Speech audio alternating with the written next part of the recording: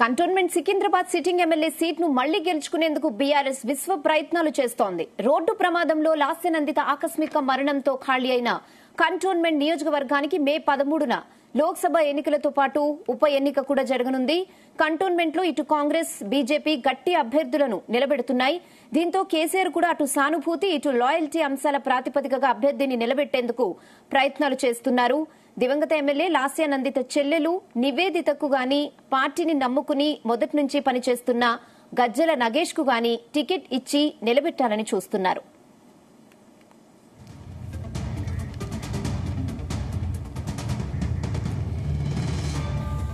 ఇక ఇదే విషయంపై మరిన్ని అప్డేట్స్ బ్యూరో చీఫ్ నరేందర్ అడిగి తెలుసుకుందాం. నరేందర్ అందరి చూపు ఇప్పుడు కంటోన్మెంట్ నియోజకవర్గం మీద పడింది. ఒక పక్క లోక్సభ ఎన్నికలు జరగబోతున్నటువంటి నేపథ్యంలోనే మధ్యలో జరిగినటువంటి హఠాత్ పరిణామం నేపథ్యంలో ఖచ్చితంగా దీని మీద కూడా ఉప ఎన్నిక జరగాల్సిన పరిస్థితి ఏర్పడింది. ఈ మధ్యలోనే స్పీకర్ ఎన్నికల కమిషన్ కు రిపోర్ట్ పంపడం, వెంటనే ఆమోదం తెలపడం, ఉప ఎన్నిక కూడా లోక్సభ రాష్ట్రంలో ఉన్నటువంటి 17 లోక్సభ నియోజకవర్గాలతో పాటే కంటోన్మెంట్ ఉప ఎన్నిక కూడా నోటిఫికేషన్ దీంట్లోనే వచ్చిన నేపథ్యంలో ఇప్పుడు అందరి దృష్టి కంటోన్మెంట్ మీద పడింది.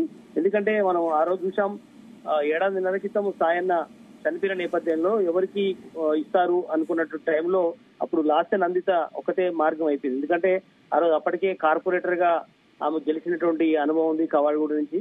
అప్పుడు అందరు కూడా ఏకపక్షంగా బీఆర్ఎస్ పార్టీ లాస్యనందిత పేరు చెప్పడం జరిగింది. అప్పుడు మంచి ఘన విజయం సాధించింది. మనం జరిగినటువంటి అసెంబ్లీ ఎన్నికల్లో 3 నెలల క్రితం జరిగిన దాంట్లో అటు గద్దర్ కూతురు పోటీ చేయగా, వెన్నెల పోటీ చేయగా, ఇటు లాస్యనందిత పోటీ చేసింది. బట్ లాస్యనందిత గెలిచింది. కానీ మొన్న జరిగినటువంటి ఇన్సిడెంట్ లో నెల 2 రోజుల క్రితం జరిగినటువంటి ఇన్సిడెంట్ లో రోడ్డు ప్రమాదంలో ఆమె దురదృష్టవశాత్తు చనిపోయిన నేపథ్యం. బట్ కుటుంబాన్ని విషాదంలో ముంచినటువంటి సందర్భాన్ని మనం చూసాం. ఒక పక్క సాయన్న చనిపోవడం, ఏడాదిన్నరలో మళ్ళీ ఈమె చనిపోవడం, ఆ కుటుంబాన్ని మొత్తం దుఃఖ సాగరంలో నిలిచింది. అయితే ఇప్పుడు వాళ్ళ కుటుంబం నుంచి మరొకరు రాజకీయాల్లోకి రావడానికి సిద్ధంగా ఉన్నారు. నివేదిత వాళ్ళ ఇంకో కూతురు ఉంది, సాయన్న కూతురు. నివేదిత ఇప్పటికే తన అనుచరులతో కావచ్చు, సాయన్న కుటుంబ సభ్యులతో కూడా ఇప్పటికే మాట్లాడుకొని ఉన్నారు. మా కుటుంబం నుంచి నివేదిత పోటీ చేయడానికి సిద్ధంగా ఉంది అన్నటువంటి ఇండికేషన్ ని బీఆర్ఎస్ పార్టీకి ఇప్పటికే పంపించింది.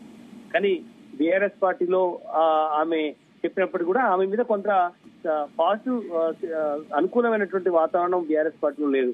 ఎందుకంటే ఇప్పటికే సాయన్న చనిపోయిన తర్వాత వెంటనే లాస్యనందితకి ఇవ్వాల్సిన పరిస్థితి ఏర్పడింది. బట్ ఇప్పుడు అదే కుటుంబం నుంచి ఇవ్వడం వల్ల ఖచ్చితంగా ఆ సీటు మనం దక్కించుకోగలుగుతామా లేదా, అంటే కుటుంబం మీద వ్యతిరేకత వాళ్ళకు లేకపోయినప్పటికీ బీఆర్ఎస్ లో, బట్ మళ్ళీ కంటిన్యూగా అదే కుటుంబానికి ఇవ్వడం అనేది జనాలు ఎలా అర్థం చేసుకుంటారు, కంటోన్మెంట్ ప్రజలు అనే యాంగిల్లో గులాబీ బాస్ ఆలోచిస్తున్నట్టుగా తెలుస్తుంది. అయితే ఇప్పుడు ఆల్టర్నేటివ్ ఎవరు, నివేదితకి ఇవ్వకపోతే ఎవరికి ఇవ్వాలి అనే దాని మీద ఇప్పుడు విమర్శన పడింది. దీంట్లో ప్రత్యామ్నాయంగా 2-3 పేర్లు ప్రధానంగా పరిశీలిస్తున్నారు. ఒకటి ఉద్యమకారుడుగా ఉన్నటువంటి గజ్జల నగేష్. రీసెంట్ గా మనం రాష్ట్ర పోయిన బీఆర్ఎస్ ప్రభుత్వంలో బెర్వేజ్ కార్పొరేషన్ సంబంధించిన దాంట్లో ఆయన పనిచేసినటువంటి సందర్భం చూసాం. అయితే ఇప్పుడున్నటువంటి పరిస్థితుల్లో ఆయనతో పాటు క్రిషాంక్ పేరు కూడా వినపడుతోంది.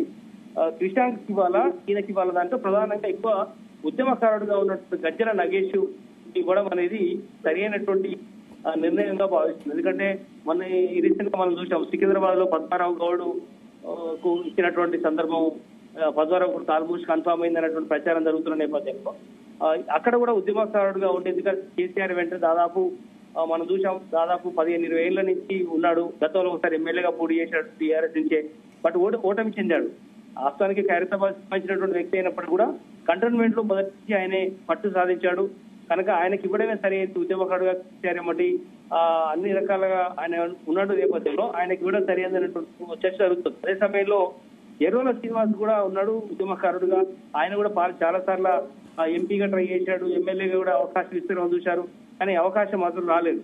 కానీ ఇప్పుడు ఉన్నటువంటి దాంట్లో ఈ 34 పేర్లో ఎవరికి ఇవ్వాలి, ఒక పక్క సాయన్న కూతురికి ఇవ్వాలా, లేదంటే గజ్జల నాగేష్ లాంటి వ్యక్తికి ఇవ్వాలా బెటరా అన్నటువంటి ఆలోచన గుడిగద్దలు చేసేతుల్లో పడింది. ఇక ఈ మధ్య కాలంలో శ్రీ గణేష్ కూడా కాంగ్రెస్ పార్టీలో చేరాడు. బీజేపీ నుంచి 2వ స్థానంలో ఉన్నటువంటి వ్యక్తి. అదే ఇప్పుడు కాంగ్రెస్ పార్టీలో గద్దర్ కూతురికి ఇవ్వాలా, శ్రీ గణేష్ కి ఇవ్వాలా, గణేష్ కి ఇస్తే గజ్జల నగేష్ కరెక్ట్ పర్సనా, నివేదిత కరెక్ట్ పర్సనా, ఇట్లా అన్ని ఆలోచిస్తున్నటువంటి పరిస్థితి. మళ్ళీ బీజేపీ నుంచి ఎవరు అభ్యర్థి రాబోతారు, ఇట్లా అన్ని విషయాలు ఆలోచించిన తర్వాత బీఆర్ఎస్ పార్టీ ఎవరికి ఇవ్వాలనే దాని మీద ఒక కన్క్లూజన్కి అయితే ఇంకా రాలేదు. చూడాలి. నివేదిత శివని ఎడల గజ్జల నగేష్ వైపే ఎక్కువగా మొగ్గు చూపుతున్నట్టుగా కూడా మనకు తెలుస్తుంది. విశ్వసనీయ వర్గాల ప్రకారం ఆయన పేరే దాదాపు ఖరారు చేస్తున్నట్టుగా కూడా తెలుస్తోంది. అదే సమయంలో ఆయన వద్దనుకుంటే ఎర్రోల శ్రీనివాస్ వైపు కూడా ప్రధానంగా దృష్టి పెడుతున్నట్టుగా కూడా తెలుస్తోంది. ఎందుకంటే ఆయన కూడా ఉద్యమకారుడిగా ఉన్నాడు, అన్ని రకాల అర్హతలు ఉన్నాయి, విద్యార్థి నాయకుడిగా కూడా ఉంది, గతంలో టీఆర్ఎస్ రాష్ట్ర అధ్యక్షుడిగా పనిచేశాడు, అన్ని రకాల అర్హతలు ఉన్నాయి కాబట్టి ఆయన పేరు కూడా పరిశీలిస్తున్నారు. ఏదైనా కూడా చూడాలి. ఈ గజ్జల నగేష్ లేదా ఎర్రోల శ్రీనివాస్ వైపే ప్రధానంగా దృష్టి పెడుతున్నట్టుగా తెలుస్తోంది. ఎస్ నరేందర్, అంటే సాయిని చనిపోయినప్పుడు కూతురికే ఇచ్చారు, సో ఇప్పుడు కూడా మళ్ళీ కుటుంబ సభ్యులకే టికెట్ ఇచ్చే అవకాశం ఎక్కువగా ఉంటుందంటారా? ఎస్, ఇంతకుముందు మనం చెప్పినట్టుగానే లాస్ట్ ఇయర్ నందిత చనిపోయిన నేపథ్యంలో మళ్ళీ అదే ఫ్యామిలీకి ఇవ్వడం ఎంతవరకు కరెక్ట్ అన్న దాని మీద ఉంది. ఎందుకంటే ఒకే కుటుంబ సాంప్రదాయంగా అదే ఫ్యామిలీకి ఇవ్వడం అనేది జనాలు ఎలా రిసీవ్ చేసుకుంటారు అనేది ఒక సర్చ్ అయితే, పోటీ చేసిన తర్వాత ఓటమి పాలైతే మొత్తానికి ఇబ్బంది అయ్యే అవకాశం ఉంటుంది. అన్నిటికంటే ముఖ్యంగా ఆలోచించుకోవాలి. ఇప్పుడు రాష్ట్రంలో బీఆర్ఎస్ పార్టీ లేదు, ఒక పక్క లోక్సభ ఎన్నికలు ముంచుకొస్తున్నాయి. ఈ టైంలోనే అదే సమయంలోనే ఉప ఎన్నిక వస్తున్న నేపథ్యంలో ఉన్న సిట్టింగ్ స్థానం కనుక కాపాడుకోలేకపోతే మరింత ప్రభావం ఉండే అవకాశం ఉంది. లోక్సభ సీట్లలో 1-2 తక్కువ వచ్చినా పెద్దగా నష్టపోయేది లేదు. లాస్ట్ టైం 9 లోక్సభ స్థానాలు సాధించినటువంటి బీఆర్ఎస్ పార్టీ ఈసారి 2 వస్తాయా, 4 వస్తాయా, 6 వస్తాయా ఎవరు ఇప్పుడు చెప్పలేని పరిస్థితులు ఉన్నప్పుడు కానీ ఉప ఎన్నిక విషయంలో ఒకే ఒక్క అసెంబ్లీ సీట్ ఉంది కాబట్టి ఆ ఒక్క సీటు కనుక దక్కించుకోకపోతే పార్టీ మీద మరింత డ్యామేజ్ అయ్యే అవకాశం ఉందనేటువంటి చర్చ అయితే జరుగుతుంది. అందుకనే ఆచితూచి కేసీఆర్ అన్ని లోక్సభ స్థానాలు ఒక ఎత్తు అయితే ఉప ఎన్నిక విషయంలో మరింత కాన్సన్ట్రేషన్ చేసే అవకాశం అయితే కనిపిస్తోంది. Okay Narender, thanks for the updates.